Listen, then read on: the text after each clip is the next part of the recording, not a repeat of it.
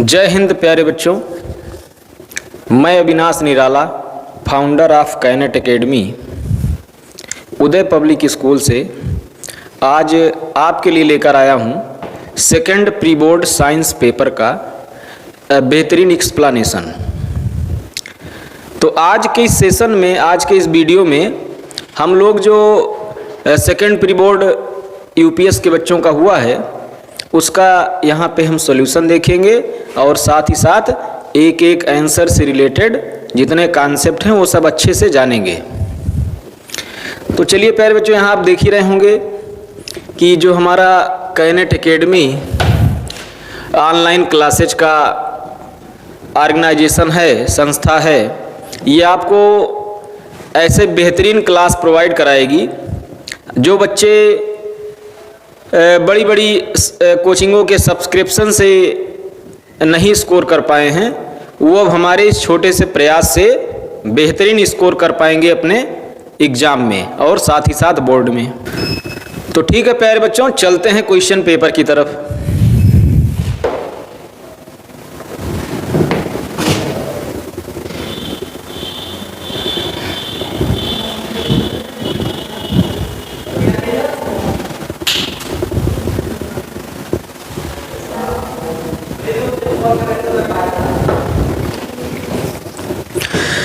प्यारे बच्चों, आप देख रहे हैं शुरुआत में जो बोर्ड पेपर की गाइडलाइन रहती है वो सामने दिख रही है।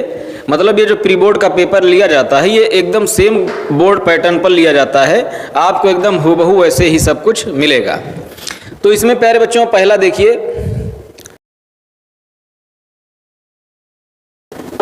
देख रहे हैं कि इस पेपर में कितने क्वेश्चन होंगे प्यारे बच्चों, 39 क्वेश्चन होंगे और सभी क्वेश्चन क्या हैं, कंपलसरी हैं। और बीच बीच में जो और करके दिया है उसमें आप चूज कर सकते हैं क्वेश्चन, ये आगे लिखा है, जिसमें ऑप्शन है उसमें आप अटेम्प्ट कर सकते हैं। फिर इसमें कह रहा है सेक्शन ए 20 ऑब्जेक्टिव क्वेश्चन होंगे जो 1 मार्क के होंगे और सेक्शन बी में 6 वेरी शॉर्ट क्वेश्चन होंगे जो कि 2 मार्क के होंगे। और इसका वर्ड भी यहाँ पे डिसाइड है कि इतने शब्दों में आपको लिखना है, ऐसा नहीं करना है कि शॉर्ट क्वेश्चन को लॉन्ग में लिख दें और लॉन्ग क्वेश्चन को शॉर्ट में लिख दें। अब इसके बाद सेक्शन सी में 7 क्वेश्चन शॉर्ट आंसर के हैं जो कि 50 से 80 वर्ड में लिखने हैं। सेक्शन डी में 3 लॉन्ग आंसर के क्वेश्चन हैं और सेक्शन ई में ये 3 सोर्स बेस्ड या केस बेस्ड क्वेश्चन हैं।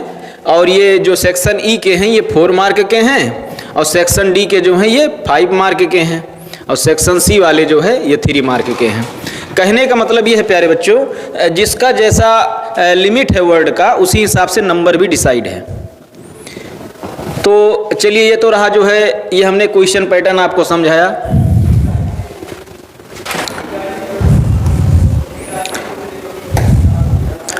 अब इसके बाद में प्यारे बच्चों आ जाते हैं क्वेश्चन नंबर 1 पे।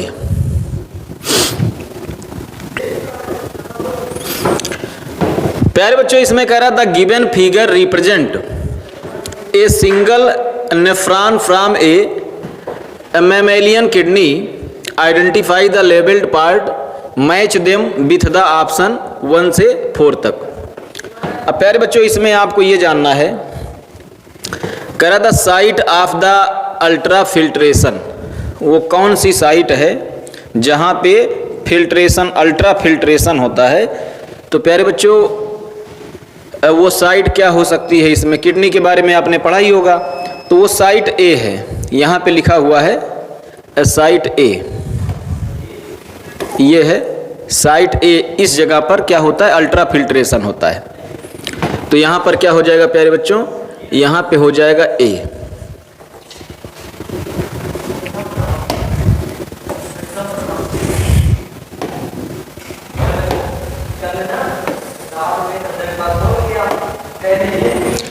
अब इसके बाद में अगला कह रहा collect the urine and makes it more concentrated.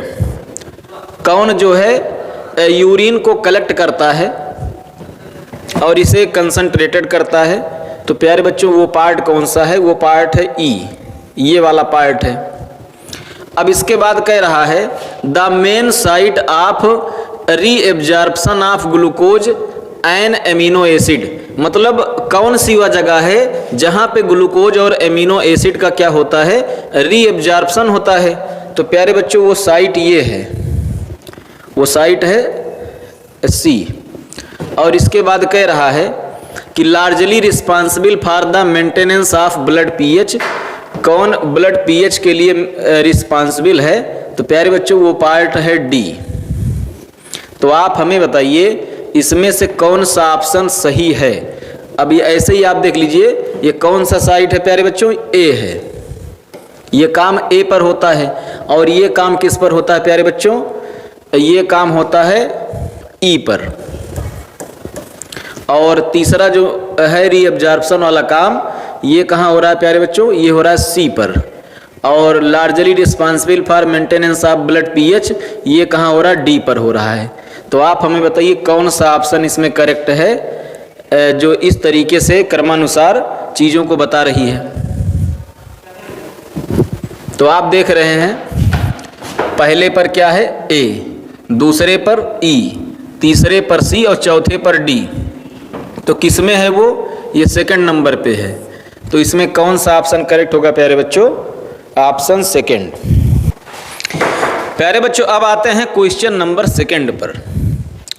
अब सेकंड क्वेश्चन देखिए आप लोग।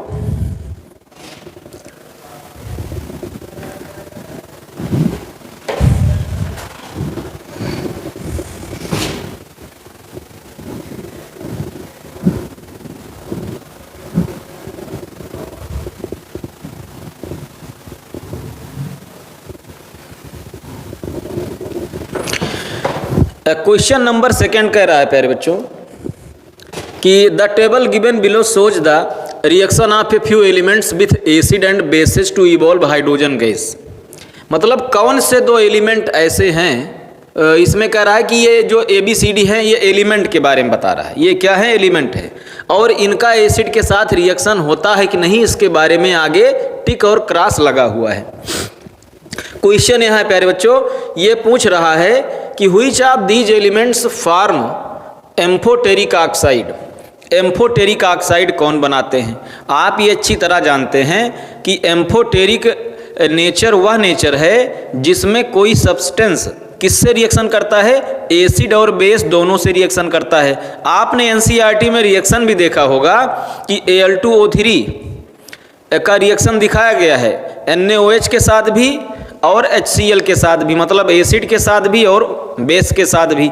तो आप हमें बताइए एम्फोटेरिक अगर कह दिया, अगर इसने एम्फोटेरिक कह दिया तो रिएक्शन एसिड के साथ भी होना चाहिए और बेस के साथ भी होना चाहिए। तो किस में है, आप देख रहे हैं बी जो है ये भी एसिड और बेस से रिएक्शन कर रहा है, डी भी क्या कर रहा है, एसिड और बेस से रिएक्शन कर रहा है।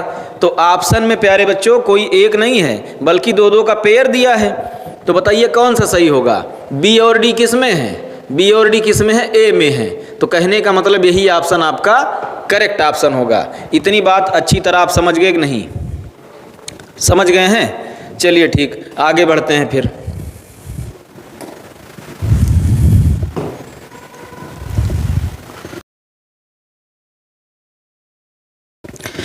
प्यारे बच्चों आपके सामने क्वेश्चन नंबर 3 है। क्वेश्चन नंबर 3 में कह रहा है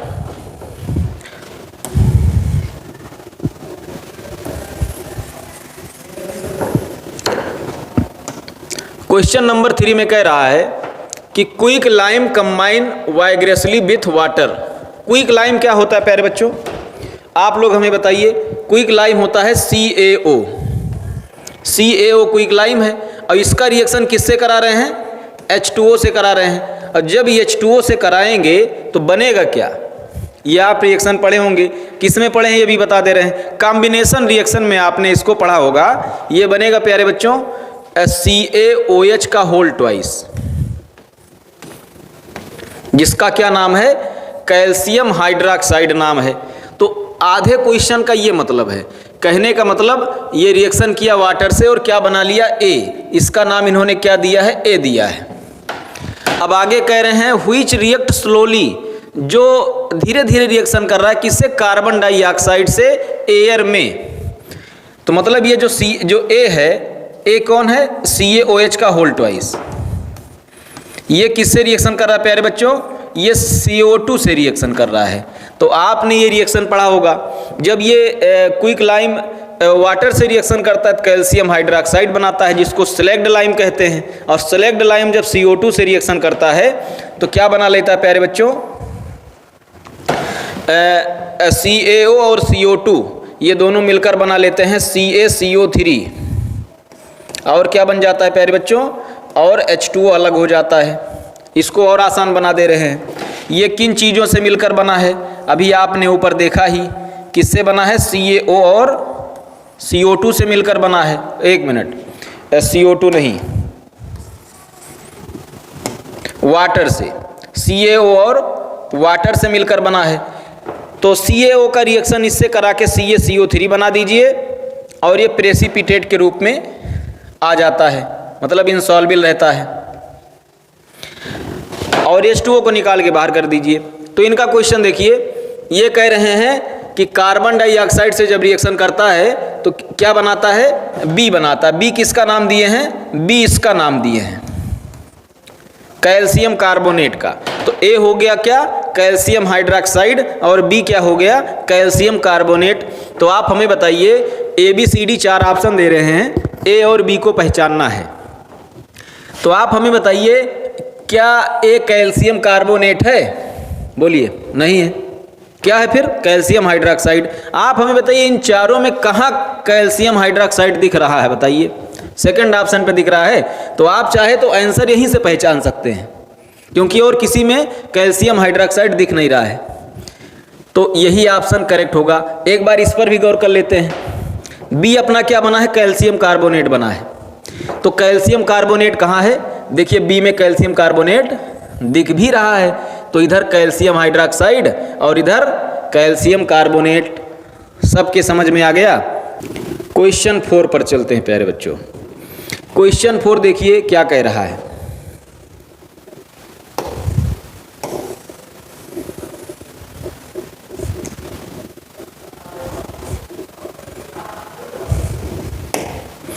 क्वेश्चन 4 कह रहा है, which among the following is, या आर, मतलब एक भी सही हो सकते हैं, दो भी, इसीलिए इज और आर दोनों का यूज किया। ये इंग्लिश ग्रामर की बातें हैं। आर डबल डिस्प्लेसमेंट रिएक्शन, इसीलिए देखिए वहाँ पे अगर आर के हिसाब से देखेंगे तो रिएक्शंस हो जाएगा। इसको ब्रैकेट में इसने लिखा है। कहने का मतलब इन चारों में देखना है कौन सा डबल डिस्प्लेसमेंट रिएक्शन है, केवल इतना जानना है। तो आप हमें बताइए कि पहला जो रिएक्शन दिख रहा है ये कौन सा रिएक्शन है? बोलिए, पहला रिएक्शन कौन सा है प्यारे बच्चों? ये है डिस्प्लेसमेंट रिएक्शन। समझ पा रहे हैं? और सेकंड ऑप्शन जो दिख रहा है सेकंड क्वेश्चन, ये नंबर पर, ये डबल डिस्प्लेसमेंट है। देखिए, एक बार क्विक रिवीजन करा रहे हैं। मैं पेपर भले सॉल्व करा रहा हूँ, लेकिन मैं आंसर से रिलेटेड, क्वेश्चन से रिलेटेड बहुत सारी बातें आपको एक्स्ट्रा भी बताऊंगा जो अदर क्वेश्चन में हेल्प करेंगी आपकी। तो प्यारे बच्चों, जो 4 टाइप के रिएक्शन होते हैं, क्या क्या होते हैं? पहला है कॉम्बिनेशन या एडिशन रिएक्शन। इसका फार्मूला या ट्रिक आप समझ लीजिए। इसमें 2 चीज़ें मिलके क्या हो जाती हैं? एक हो जाती हैं, मतलब इकट्ठी हो जाती हैं। दूसरा डीकम्पोजिशन रिएक्शन है। इसमें 2 इकट्ठी चीज़ें, मतलब 2 चीज़ें जो इकट्ठी रहती हैं वो क्या होती हैं? टूट जाती हैं, अलग अलग हो जाती हैं। और तीसरा कौन सा रिएक्शन है? Displacement reaction. इसमें क्या होता है प्यारे बच्चों? एक चीज़ रहता है सिंगल और दूसरी चीज़ क्या होती है? कंबाइंड होती है। तो ये समझ लीजिए BC हो गया। तो इसमें क्या होता है प्यारे बच्चों? इसमें BC में से एक जो है अलग हो जाता है। अब यहाँ पे तो कोई कंपाउंड का नाम तो है नहीं, तो इसीलिए आप चाहे जिसको अलग कर दीजिए। तो यहाँ से हम B को अलग कर दे रहे हैं और यहाँ कौन आ जाएगा? AC आ जाएगा। तो आप पूछेंगे सर आप B को ही क्यों अलग किए? तो कारण ये है प्यारे बच्चों कि जब भी कोई कंपाउंड लिखा जाता है, साल्ट कोई लिखा जाता है, तो पहले वाला प्लस होता है, दूसरा वाला माइनस होता है। और ये ज़्यादातर केस में मेटल डिस्प्लेसमेंट ज़्यादा फेमस है नॉन मेटल डिस्प्लेसमेंट की अपेक्षा। तो मेटल डिस्प्लेसमेंट के हिसाब से देखें तो ये भी इलेक्ट्रोपॉजिटिव होता है, बाद में वहाँ जाके इलेक्ट्रोपॉजिटिव भी बनेगा। तो इस वजह से ये किसको डिस्प्लेस करेगा? B को डिस्प्लेस करेगा, मतलब इलेक्ट्रोपॉजिटिव को डिस्प्लेस करेगा। मेटल मेटल को करेगा। अगर मेटल डिस्प्लेसमेंट की बात करें तो बाकी जब ये मेटल नॉन मेटल चैप्टर पढ़ाया जाएगा तो डिटेल में सब बताया जाएगा, आपको घबराने की ज़रूरत नहीं है। तो ये हो गया प्यारे बच्चों कौन सा रिएक्शन, डिस्प्लेसमेंट। अब इसके बाद चौथा जो है वो क्या है, डबल डिस्प्लेसमेंट। डबल डिस्प्लेसमेंट का मतलब ये है प्यारे बच्चों कि दो कंपाउंड हैं, एक है AB और दूसरा है CD। A पर प्लस, B पर माइनस, C पर प्लस, D पर माइनस। अब आप हमें बताइए, जब ये दोनों आपस में रिएक्शन करेंगे तो प्लस माइनस को अदला बदली करा दीजिए। मतलब ये है इसका प्लस इसके माइनस से मिल जाएगा और इसका माइनस इसके प्लस से मिल जाएगा। तो A किससे मिलेगा प्यारे बच्चों, D से मिलेगा, और B किससे मिलेगा, C से मिलेगा। तो प्लस पहले लिखा जाता है तो इस वजह से इसको क्या लिख दीजिए, CB लिख दीजिए, AD और CB। तो ये चारों रिएक्शन के बारे में हमने आपको बता दिया। ये है एडिशन रिएक्शन, ये है डिकम्पोजिशन रिएक्शन, और ये है डिस्प्लेसमेंट रिएक्शन, और ये है डबल डिस्प्लेसमेंट रिएक्शन। अब आप यहाँ आसानी से पहचान सकते हैं। अगर इन सब का नाम नहीं याद है तो घबराने की ज़रूरत नहीं है। मतलब चेहरा देखकर ही, जैसे आप कहीं जाते हैं, कुछ मित्रों से मिलते हैं, कुछ नए मित्रों से, कुछ नए लोगों से आप मिलते हैं, तो आप बताइए चेहरा देखकर ही आप उसके बारे में कुछ अंदाज़ा लगा लेते हैं कि नहीं? लगाते ज़रूर हैं। वो अंदाज़ा आपका चाहे सही हो चाहे गलत, लेकिन ऐसा ना किया करिए। आपने एक कहावत सुना होगा, डोंट जज a book by its cover. मतलब किसी के चेहरे से उसके चरित्र का अंदाज़ा नहीं लगाया जा सकता है, वो कैसा है। अब हो सकता है कोई दिखने में कमीना दिख रहा हो लेकिन दिल का बहुत अच्छा हो, या कोई चेहरे से बहुत अच्छा दिख रहा हो और दिल का बहुत कमीना हो। ऐसा आप लोगों ने कभी फेस किया होगा। तो खैर आइए टॉपिक पर। ये सब कुछ ऐसी बातें हैं जो जीवन से रिलेटेड हैं, ये सब भी थोड़ा बहुत डिस्कस हो जाना चाहिए। तो आ जाइए यहाँ पर। तो ये पहला रिएक्शन कौन से रिएक्शन से मेल खा रहा है? देखिए ये अकेला है, ये दो लोग हैं, तो ये डिस्प्लेसमेंट है। और जबकि हमें क्या पता करना है, डबल डिस्प्लेसमेंट पता करना है, तो ये नहीं हो सकता है। अब आ जाइए दूसरे पे, ये प्लस ये माइनस, ये प्लस ये माइनस, तो ये किससे मैच खा रहा है? देखिए डबल डिस्प्लेसमेंट से मैच खा रहा है, तो ये ऑप्शन सही हो सकता है। अभी आगे भी देखते हैं। देखिए तीसरा ऑप्शन देखिए, C + O2, ये भी अकेला ये भी अकेला, तो दोनों लोग शादी कर लिए भैया, क्या बना लिए? CO2 बना लिए। तो किससे मैच खा रहा है? देखिए इससे मैच खा रहा है। और इसके बाद देखिए ये, इसमें आप देख रहे हैं कि ये तो शादीशुदा है, प्लस माइनस है इसमें, लेकिन ये तो कुंवारा है। तो भैया डबल डिस्प्लेसमेंट की एक खासियत है कि दोनों ही शादीशुदा होने चाहिए, कुंवारे नहीं होने चाहिए। मतलब इसके पास भी हस्बैंड वाइफ, इसके पास भी हस्बैंड वाइफ होना चाहिए। तो ये हम समझने के लिए केवल बता रहे हैं। तो ये कुंवारा है तो इसलिए ये इससे बाहर हो गया। तो आप हमें बताइए, जब ये नहीं हो सकता है, ये नहीं हो सकता है, ये नहीं हो सकता, तो सही कौन है फिर? बी वाला ऑप्शन, मतलब सेकंड वाला सही है। तो देखिए ऑप्शन ए में लिखा है ओनली सेकंड, और यही ऑप्शन आपका करेक्ट ऑप्शन है। अच्छी तरह समझ में आ गया कि नहीं? आ गया होगा। तो प्यारे बच्चों ये रहा चौथा क्वेश्चन। अब हम चलते हैं पांचवें क्वेश्चन की तरफ। बहुत स्पीड में चलेंगे, घबराइए ना, वीडियो लंबा होगा। पहले बात हमारी समझ लीजिए, अगर आपको टॉपर बनना है तो इतना हड़बड़ाए काम नहीं चलेगा। आप सोचेंगे कि कोई वन शॉट ऐसा मिल जाए हमें यूट्यूब पर कि उसको देखने के बाद हम एग्जाम में 80 में 80 मार दें, भैया ऐसा होने वाला नहीं है। अगर ऐसा हो गया, सपोज दैट जो साल भर मेहनत की है तब तो उनकी मेहनत बेकार हो गई फिर। तो इसीलिए ऐसी कल्पना ना करिए बिना कर्म के आपको फल मिल जाए। गीता में भी कहा गया है कर्म करिए, इसके बाद भी आपको जरूरी नहीं है फल मिल जाए। कर्म करने के बाद भी फल नहीं मिल रहा है और आप सोच रहे हैं कि हम रजाई में बैठे रहें, मूवी देखते रहें, इंस्टाग्राम चलाते रहें और हमें क्या मिल जाए, 80 में 80 मिल जाए, रिश्तेदार जो है तारीफ़ करें, सब जगह नाम रोशन हो जाए, पेपर में नाम छप जाए। तो ऐसा नहीं होगा। आपको कर्म करना पड़ेगा। जो एग्ज़ाम में 100 और 99 लाता है उससे आप जाके पर्सनली मिलिए या आप सर्वे करिए, तो आपको पता चलेगा वो कितने रात की नींद हराम किया है तब ऐसा पाया है। तो आपको भी करना पड़ेगा। तो चलते हैं प्यारे बच्चों क्वेश्चन नंबर 5 की तरफ। आपके अंदर कुछ जोश आया कि नहीं आया? बस यही जोश बनाए रखना है आपको। और हमारे समझाने का तरीका आप देख ही रहे हैं। हमारी कोशिश ये रहती है कि कठिन से कठिन टॉपिक को भी आसान तरीके से समझा दिया जाए, जिससे कमज़ोर बच्चा भी क्या करे, एग्जाम में झंडा गाड़ दे भैया।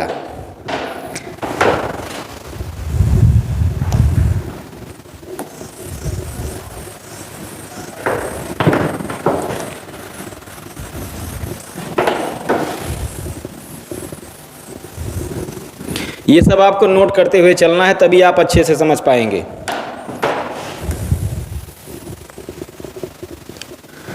अब इसके बाद देखिए लिखा है, what happens when a solution of an acid is mixed with a solution of a base in a test tube.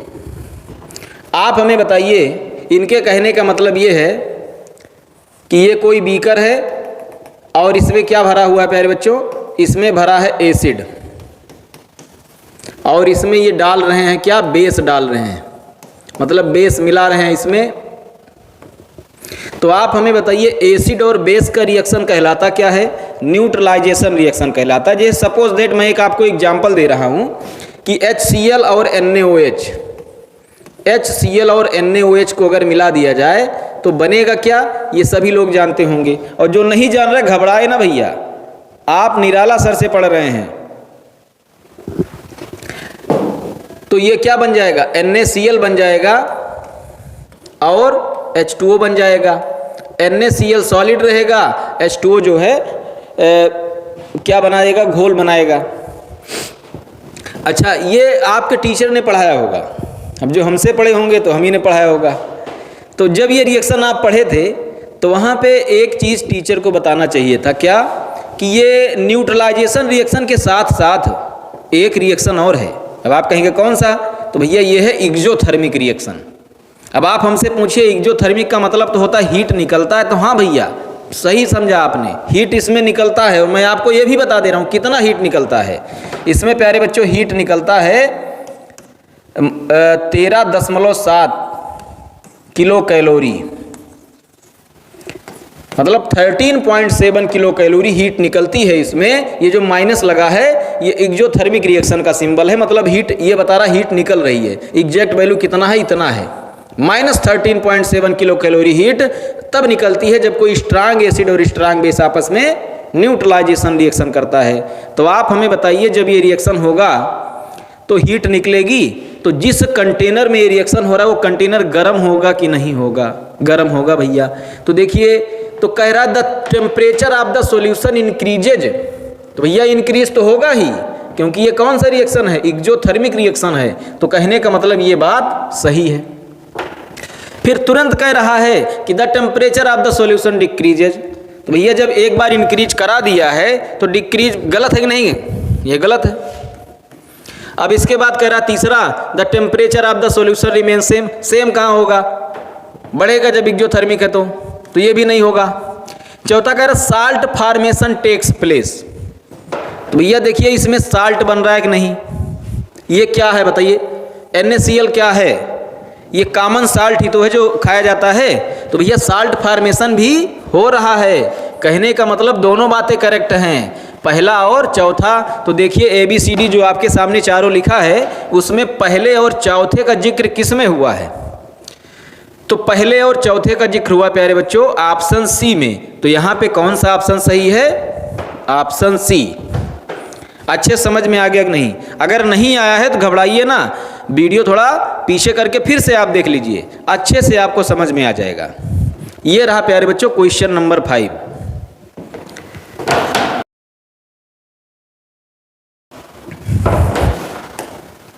अब हम चलते हैं क्वेश्चन नंबर 6 की तरफ।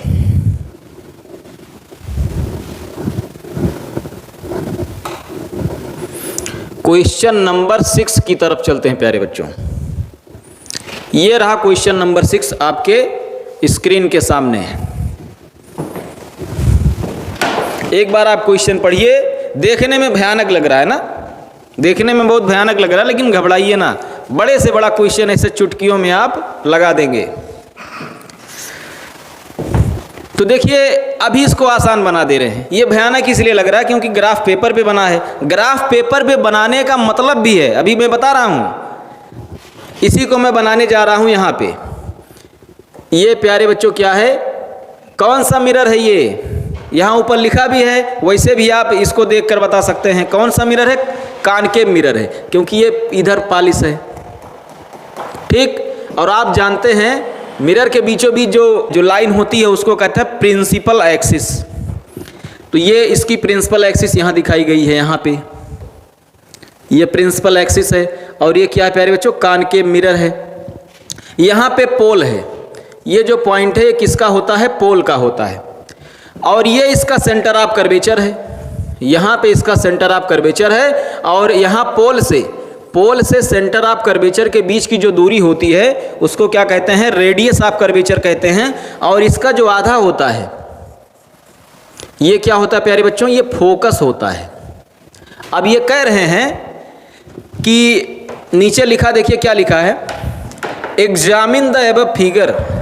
ऊपर फिगर को आप देखिए,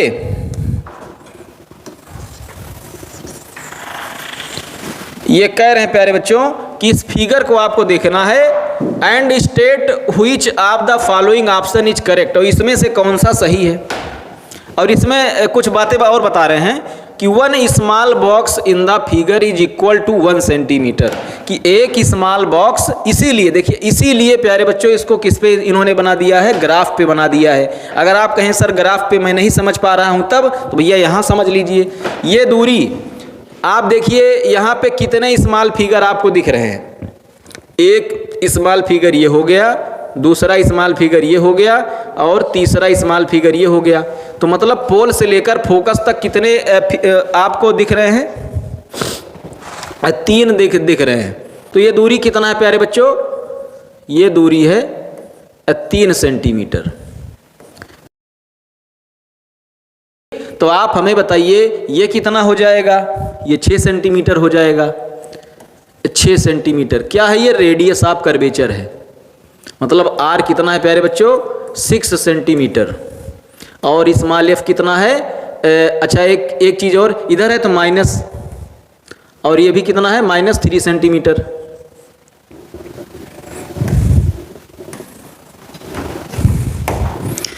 -3 सेंटीमीटर। अब आप एक चीज़ हमें ये बताइए, देखिए ऑप्शन पे चलते हैं, क्या पूछ क्या रहा है? कह रहा कौन सा सही है? द मिरर है जे फोकल लेंथ ऑफ -3 सेंटीमीटर। अब ये कैसे है ये भी बता दे रहे हैं। अब भाई एफ का फार्मूला होता है r/2, तो r की वैल्यू कितना है? -6 सेंटीमीटर। तो -6/2, और ये कितना हो जाएगा प्यारे बच्चों? -3 सेंटीमीटर। ये क्या हो गया? फोकल लेंथ हो गई। तो कहने का मतलब इनकी ये बात सही है, फोकल लेंथ कितना होगा? -3 सेंटीमीटर होगा। अब कुछ बच्चे कंफ्यूज होंगे, सर माइनस वाला कॉन्सेप्ट समझा दीजिए। भैया कुछ नहीं करना है, आप कोऑर्डिनेट ज्योमेट्री में पढ़े होंगे। इधर क्या होता है? इधर प्लस होता है, इधर माइनस, ऊपर प्लस होता है, नीचे माइनस। अब आप हमें बताइए, कोई भी चाहे लेंस हो, बस एक लाइन बताएंगे, पूरा साइन कन्वेंशन आपके समझ में आ जाएगा। चाहे लेंस हो चाहे मिरर, अगर मिरर है तो उसका पोल P, और अगर लेंस है तो उसका ऑप्टिकल सेंटर ला के यहाँ ओरिजिन पर रख दो, यहाँ ओरिजिन पर रख दो। जैसे इसको यहाँ पे ऐसे रख दिया गया। तो अब जो डिस्टेंस आपको लेना है उधर का साइन आप देख ही रहे हैं, इधर है तो माइनस, इधर है तो प्लस, ऊपर है तो प्लस, नीचे है तो माइनस, ले जाकर सेट कर दो। तो आप देख रहे हैं ये -3 हो गया, समझ गए ना। अब आगे कर will produce an image of magnification -1। अब यहाँ आपको समस्या हो रही है। कुछ बच्चे तो यही नहीं जान रहे होंगे मैग्निफिकेशन है क्या। तो प्यारे बच्चों, मैग्निफिकेशन का फार्मूला होता है, यम का फार्मूला होता है height of image, height of image upon height of object. ध्यान से समझ रहे हैं? Height of image upon height of object. और यहीं से निकल के आता है क्या चीज़? यहीं से निकल के आता है प्यारे बच्चों।